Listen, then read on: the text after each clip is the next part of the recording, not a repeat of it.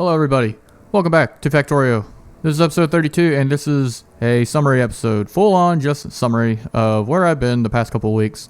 And I looked at all my recordings and realized they all sucked. I got a lot done in the past couple of weeks. I have a new defense and I have rocket turrets as part of my defense. My defense setup is included in my city block format where I have Tesla turrets, which I already had. I have regular turrets, which I already have, but I have laser turrets and rocket turrets.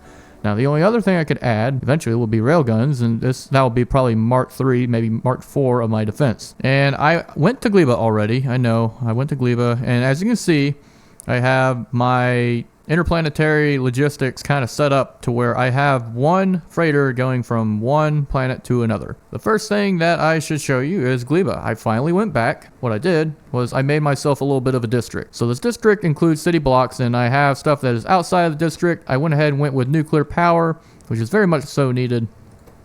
I'm only using a little bit. I haven't been able to get to, but maybe about half of the power, which means that I'm good. My interplanetary logistics allows me to carry a bunch of uranium fuel over there if I ever need it, which I won't, but it also collects bioflux, about 1,000 bioflux, and it collects 8,000 science packs, which are easily able to be made if we take a look at Gleba.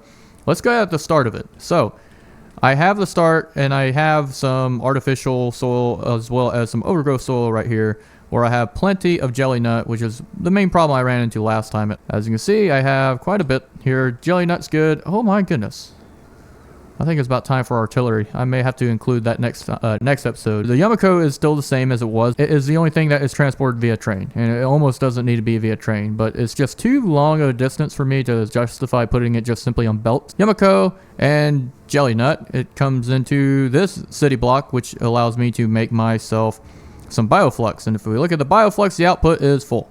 If we look at where it's putting the output for the bioflux to be grabbed by the rockets, it is also full, meaning I need to use more bioflux, clearly. This base is fully autonomous, pretty much. I don't have any issues, really. Okay, I say that. I have a little bit of, every once in a while, biter eggs will spawn, but I have a defense here. But I am constantly in the makes of artificial jelly nut and overgrowth soil, so if I want to expand, I can. And if I just want to fill up an entire chest of overgrowth soil and jelly nut, I also can.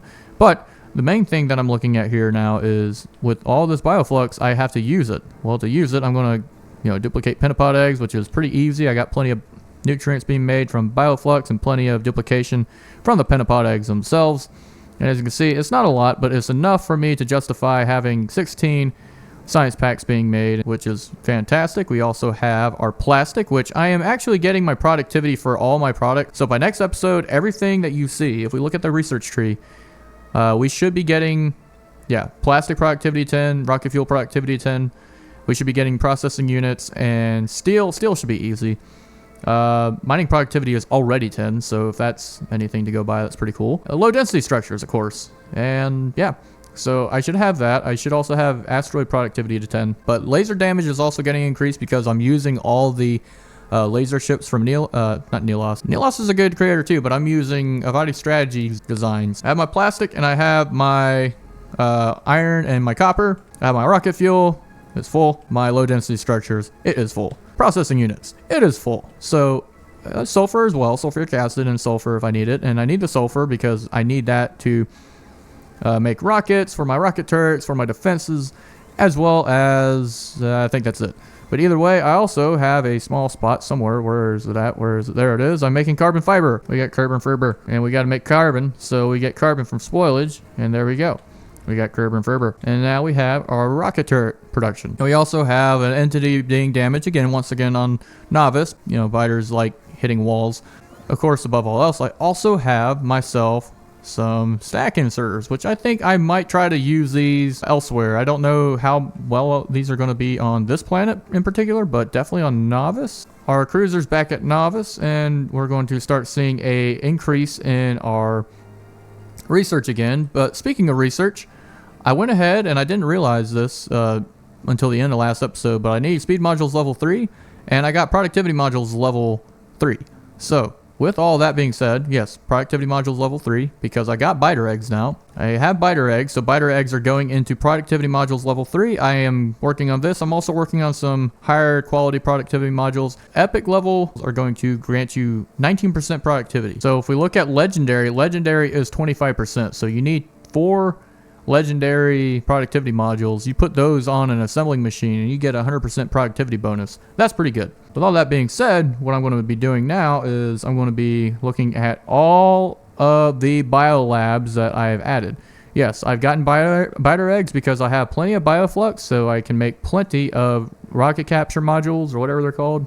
Capture bot rockets, yes. And I have plenty of bioflux to make them, and I can make them into way many more biolabs than I'll ever need. I have a lot. I'm trying to get some different qualities. Turns out that the quality doesn't decrease the science pack drain. Nevertheless, I also researched Aquillo. If you'll notice, it's not something that's needed on the research tree anymore. Take a look at it. I already read it. Aquillo is a freezing wasteland with bottomless oceans of liquid ammonia that cannot be landfilled.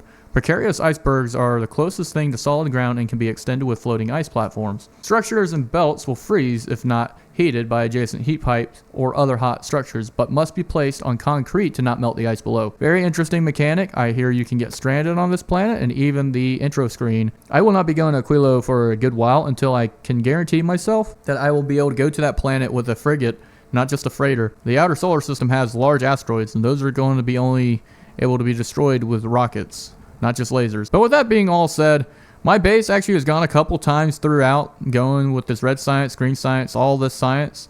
I haven't had an issue yet of any sort of loss of resources or loss of power. The only thing I'm a little wary of is we have quite a bit of red, and it's just getting more and more chaotic. The only thing I have going on over here is I did try to use a rocket capture bot or whatever.